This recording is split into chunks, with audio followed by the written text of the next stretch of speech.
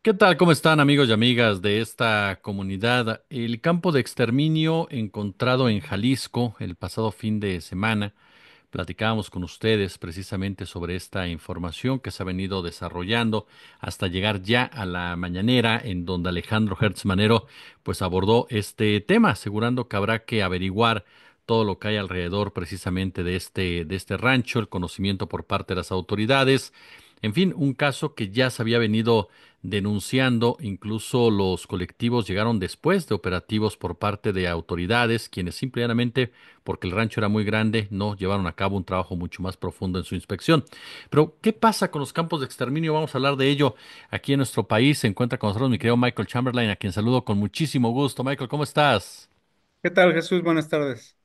Oye, en parte se ha comentado, no son lugares alejados, no son lugares inhóspitos, son lugares por lo regular cercanos incluso a las grandes ciudades, como en este caso en particular, pero también te lo topas en la Bartolina o también te lo topas en lo de Veracruz. ¿Cómo entender que estén operando ese tipo de lugares de esa forma, con estas consecuencias tan brutales como las que vemos ahora ejemplificadas en esta ocasión en el caso de Jalisco? Bueno, tienes razón, no es la primera vez ni el único lugar, pero estas características que vemos en lugares como Teciutlán, eh, lo que indican es que hay una toma del territorio por parte de estos grupos criminales. Y lo hemos estado viendo en otros lados, en Jalisco en particular, pero lo vemos también en Guerrero, lo vemos en Tamaulipas, lo vemos en diferentes partes del país, cómo los grupos criminales van teniendo control sobre el gobierno local, sobre el comercio local, y bueno, y van armando sus grupos de sicariato, pues como en este caso, junto con jóvenes. Es decir, hay que entender que lo que estamos perdiendo es el Estado de Derecho y la presencia del gobierno en estos lugares. Y ellos son los que están en control del poder, ¿no?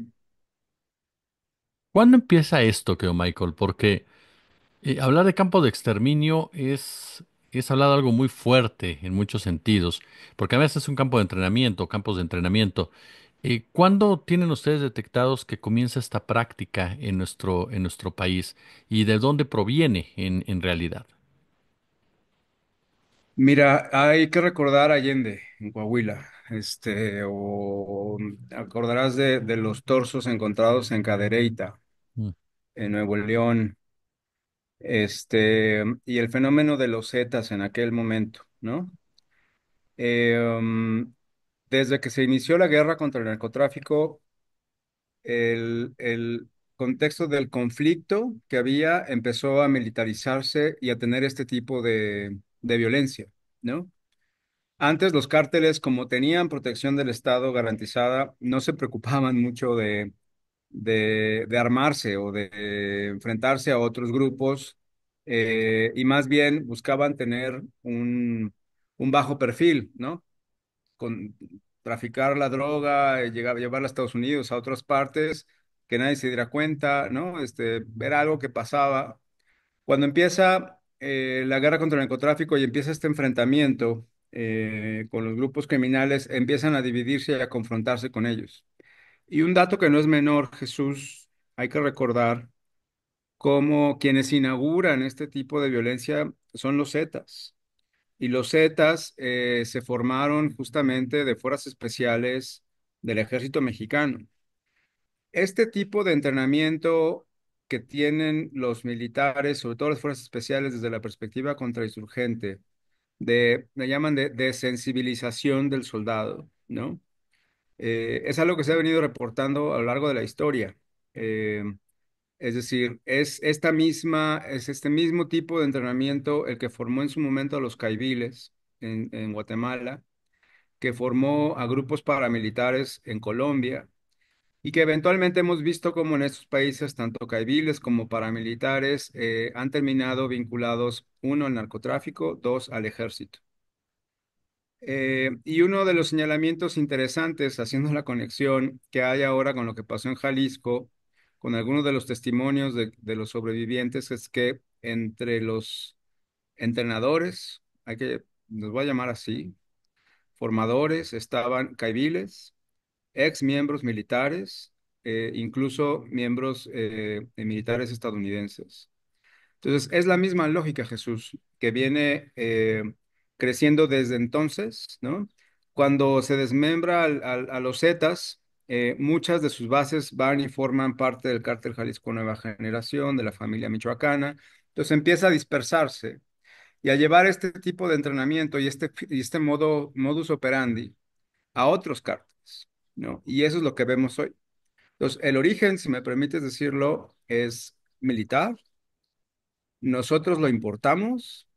Hay una historia larguísima, en particular, Jesús, del séptimo grupo de fuerzas especiales, las Boinas Verdes, que el año pasado y este año entraron a nuestro país a entrenar a fuerzas especiales mexicanas.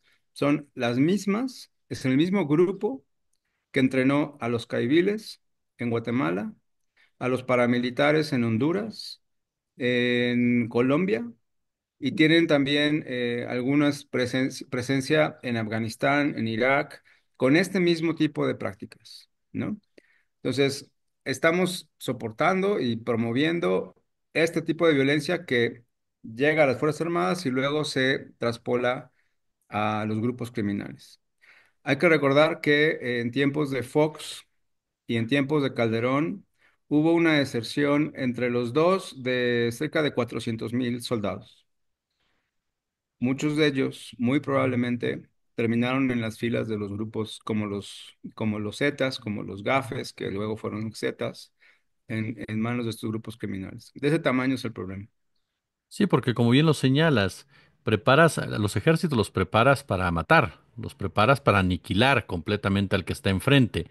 Y cuando los ejércitos se ponen a hacer labores policíacas o cuando sus miembros se seducen por dinero del crimen organizado o por poder o las razones que sean, pues se convierten literalmente en un arma en contra del pueblo, en un arma en contra de la sociedad por la misma preparación y lógica con la cual ellos operan.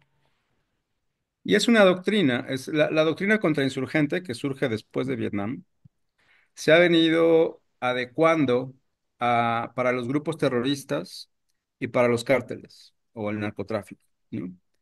Y en el fondo, Jesús, la lógica es la misma, es decir, la manera de desmantelar o atacar a estos grupos es quitarles la base social. Y la base social, Jesús, es la sociedad civil. Lo vimos en Chiapas, para ponerlo en otro contexto, en el conflicto armado en Chiapas, la creación de paramilitares, como constató recientemente la Corte Interamericana, tenía esa lógica: generar una situación de desincentivar el apoyo de las comunidades indígenas hacia los insurgentes, en este caso los zapatistas. ¿Y cómo lo hacían? Desplazando comunidades, ejecutando y desapareciendo gente.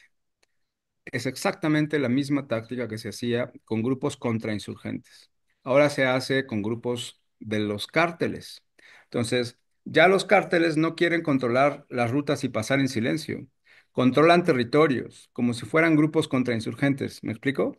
Y entonces hay un conflicto armado entre ahora el crimen organizado, que no solamente es narco, sino es trata de personas, es cobro de piso, es un sinfín de actividades ilícitas, porque también controlan el mercado de pollo y los aguacates y los limones, ¿no?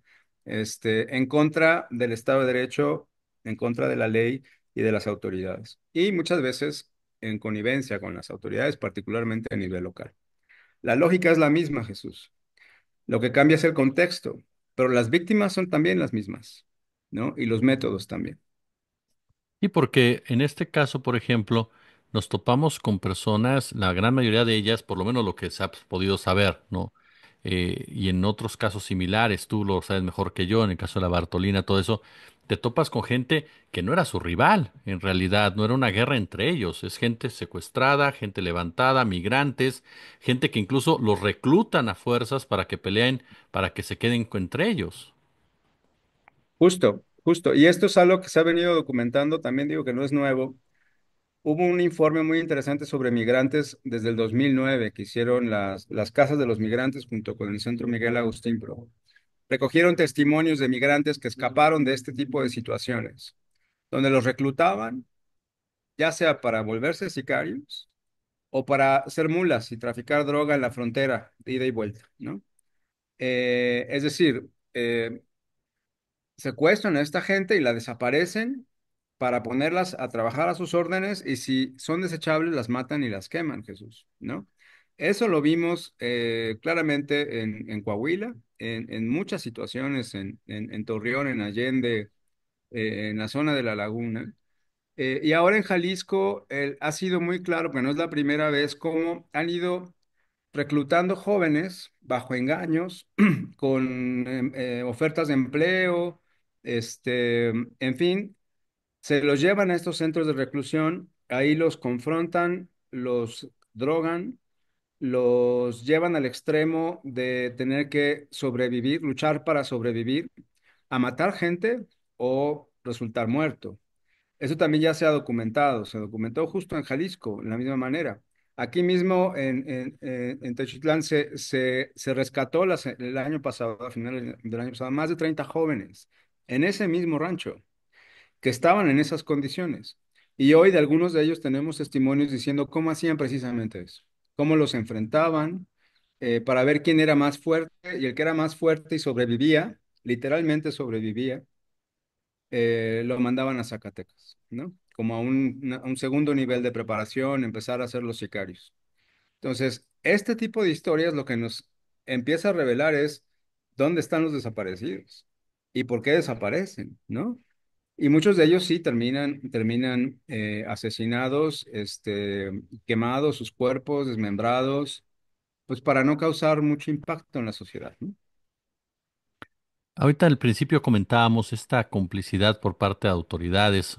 eh, Más complicidad que incapacidad para poder enfrentar un flagelo de esta naturaleza. Pero hay que te preguntaría también, Michael, ¿la responsabilidad de las autoridades se queda solamente en ese papel de permitir que operen o hasta dónde han llegado ya las autoridades? Porque en el caso de Jalisco se ha hablado del poder judicial, se ha hablado del poder económico, se ha hablado del poder militar, se ha hablado del poder político, incluso el caso de Aristóteles Sandoval, en fin. ¿Hasta dónde llega realmente este papel de las autoridades en la operación de este tipo de centros? Mira, para volver a Jalisco, a nivel municipal no tienes mucho margen, Jesús. Lo voy a conectar con las elecciones, el asesinato de candidatos, ¿no? Cuando hay una selección de candidatos vía asesinato, ¿no? Tú te preguntas quién es el que queda al final, ¿no? Y el que queda al final, ¿qué margen tiene de negociación con estos grupos criminales? Voluntaria o involuntariamente, ¿no? ¿Quién se les va a oponer?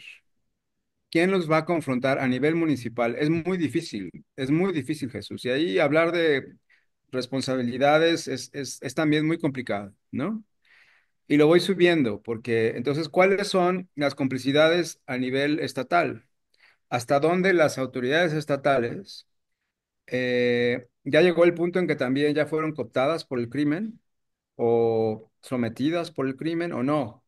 Hay que ver en qué lugares sí, en qué lugares no y hasta dónde, o hasta dónde las autoridades estatales permiten que las policías municipales sean carne de cañón de estos grupos, ¿no? En muchos lugares sucede, en San Luis, en Oaxaca, tú nómbralo, Zacatecas, ¿no? Cerca de Techitlán, a unos kilómetros de ahí, hay una base militar. Y me recordó, cuando leí esto, me recordó Allende. Los militares estaban allá afuera. Y me recordó Acteal. Los militares estaban a 3 kilómetros. ¿Por qué lo permiten? ¿No? Bueno, en el caso de los militares es porque mientras no les ordenen que intervengan, no van a intervenir. Así estén viendo que los están matando. Entonces, ¿quién da la orden o quién deja de dar la orden?